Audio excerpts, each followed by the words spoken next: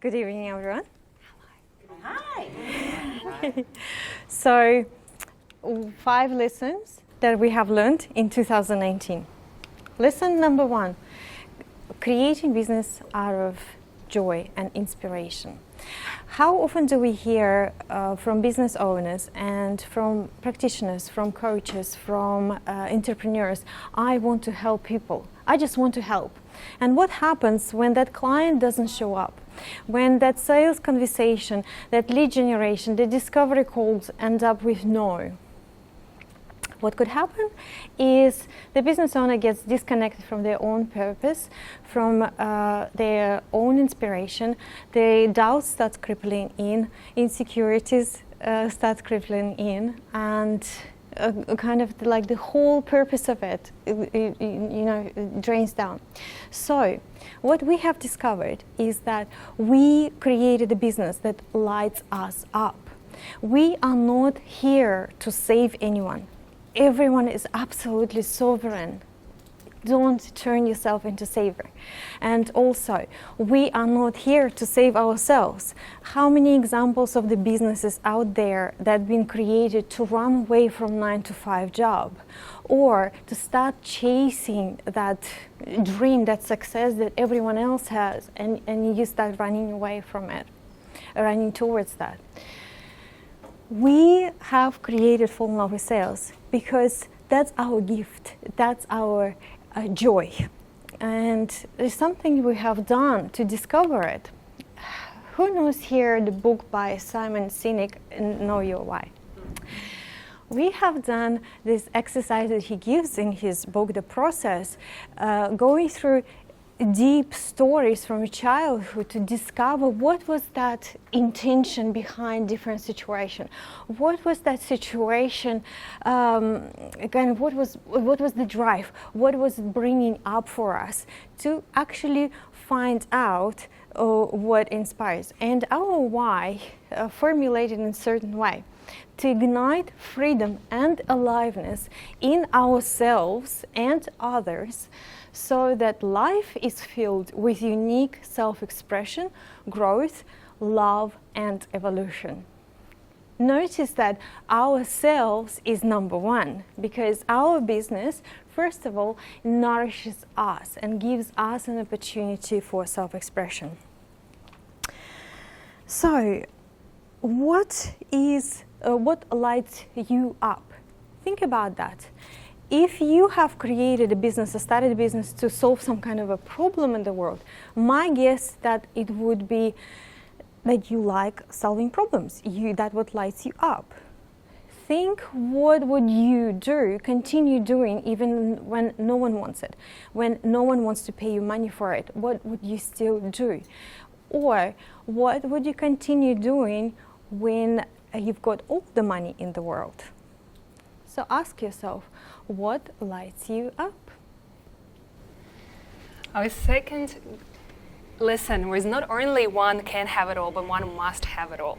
So often we hear business owners and we hear from our clients that the businesses just take over their personal life. Even the thought of taking out a holiday can sometimes seem a bit overwhelming. And as a result, over 30% of business owners actually experience a burnout. When I started my first company in 2009, I was surely one of them. What I've learned this year is the power of recharging. So we have had a wonderful year, and then especially the last 4 months, I had a full-on, I've had an opportunity to have nature getaways every month. I have snorkeled in Qatar and hugged an elephant in Chiang Mai, and also had a full-on unplug in Vipassana. And if you don't know, it's a 10-day silent meditation retreat, which is the most challenging thing I've ever done, but it is amazing. And all that while we were actually writing our brand new sales consultancy, A Business Fall in Love with Sales. While we were running our online sales school, it was great that Anastasia was traveling all around the world for 3 months. So she was in Europe, UK, and Canada. The point behind it is that what if we develop the attitude that I can have that and that? Sometimes we're thinking, okay, I can have that, I can have career, but maybe my personal life will suffer. But what if we can actually have both? Not only that, your business actually needs that. Analyzing the trends between 100 companies, 100 businesses, it was found out that there is a common trend between the amount of holidays that the business owner took and the business growth of their business. So 4 weeks, anything under, the business has suffered. 4 weeks plus was a minimum. And then 6 plus, that was a perfect for the business growth. So my question is, how many holidays have you taken this year? And also, this is someone shaking their heads as well, right? Like, no. And that's the thing. And also, when you plan your 2020, how do you plan your year? Do you actually put all your work meetings first and then trying to squeeze in your family in it, or your personal life? Or you actually outline all your holidays and school holidays first and then plan your work around it? Because if you do that, your business will say thank you to you. Our third lesson of this year is how to cultivate a creative business relationship, business partnership. Statistics shows that 70% of small businesses are run by one person, so it's sole proprietorship. And we can often hear from entrepreneurs that I'd rather to have all control in my business. I just don't want anyone to make decisions in it. However, we have found that when we put together our skills and our gifts to create that synergy where 1 + 1 becomes 3. And we have learned something along our journey. These are core fundamentals that we have experienced and realized when creating a business relationship. Selflessness, communication, honesty and trust, and alignment of core values. So how do you cultivate, and what have we done, and what can you do in your life to allow these creative relationships to flourish? First is get to know each other. Get to know each other's quirks, needs, wants, desires, fears, dreams, inspirations. Get to know each other. They also get to know each other's strengths and weaknesses. Commit to the common goal. That is essential part of the partnership. What is important? Keep each other safe. Keep each other safe in conversations. Allow the self-expression to be there. When a creative flow is happening, everything is valid. All ideas are valid. Let them all out on the table. Let them go and flow, and then later take time to sort them out, to prioritize them, park the ones that are not achievable at the moment. However, allow the freedom of ideas to be there. Increase the effectiveness of communication through utilizing self-awareness, self-responsibility, consent, empathy, and communication. And engage in empathic listening. What is empathic listening? Is when you put aside your ego, all of your wants, needs, all of your ideas, all of the inner talk and chatter that usually happens when we speak to another person, and all of the judgments, put them aside, put them on silent, and be in other person's listening. Give that space for another person to speak without any judgment. So that is empathic listening. And what else? Acknowledge and celebrate. That's something we have included. We were on the point of burnout in the beginning, in the first few months, and that's what we have put like almost on a daily basis. Acknowledge each other, or even on a small achievements, small things. Or you got that meeting for us. Great, amazing. I acknowledge you for that. You have done this document. You have done that proposal. You have done this. Thank you so much. I acknowledge you for your effort, for your success. And celebrate. Celebrate your successes. Small, big ones, celebrate. Keep that energy going. Keep that flow going. Now, next lesson is the importance of having conscious and critical conversations, which is a massive part of these creative business relationships. Who loves confrontation? No. That's it. So do you tend to avoid having these difficult conversations? Yeah. You know the conversations that I'm talking about, right? These conversations that you know that will disrupt things, that you know that you might offend the person, they might not like it. These are just difficult and very uncomfortable conversations. And I'm sure it was one of them. Now this year I definitely have learned that not only business, but your personal life relationships, with your partnerships and your friends and family, and your partner especially, is just cannot be healthy without open and strict and direct conversations. It's these things that when we're not speaking up and sweeping things under the carpet, just saying, it's just only one time, it was just me reacting, it's not them, I just need to move on, it's actually going to create more resentment and more walls and breakdown in relationships.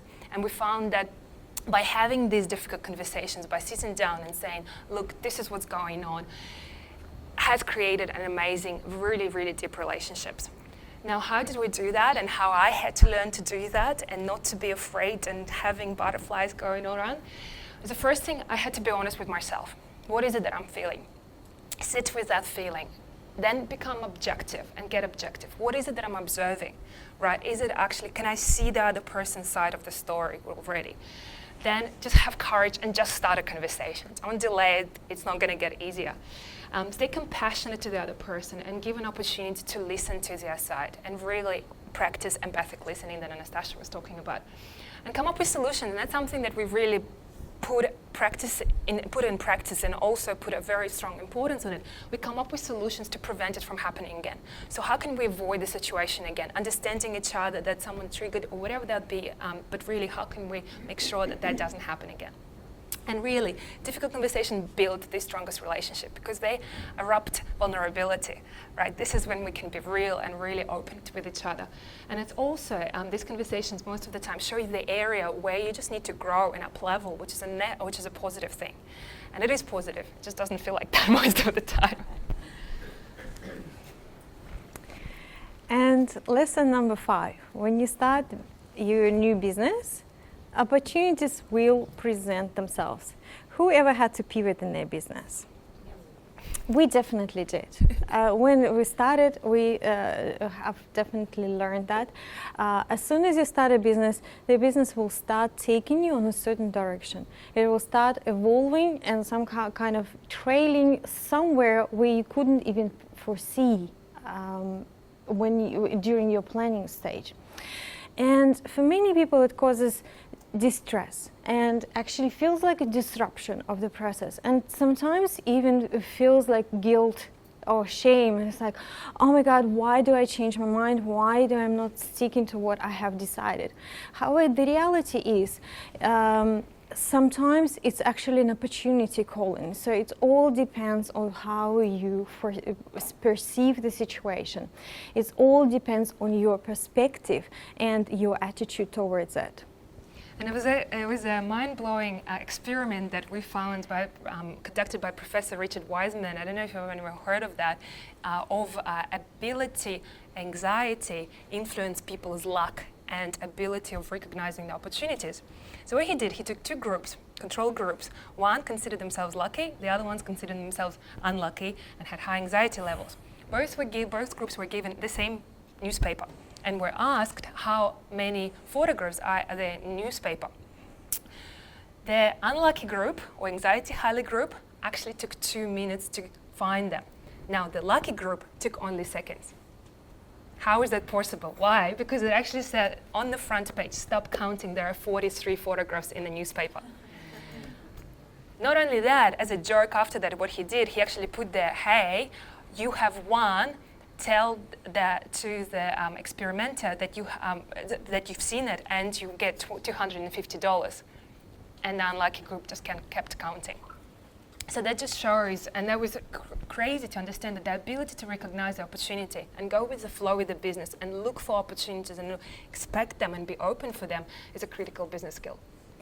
Yes, and what we have discovered when we started Fall in Love with Sales was just an idea to build one simple online course. And then opportunities started flooding in, and so many things have opened up that the business is now expanding to business consultancy. And that is the strategy outline for us for 2020. So that's on our strategy planning. So stay open, stay free from anxiety. Stay open to opportunities. See them not as the disruptions, but see them as opportunities. Thank you. This is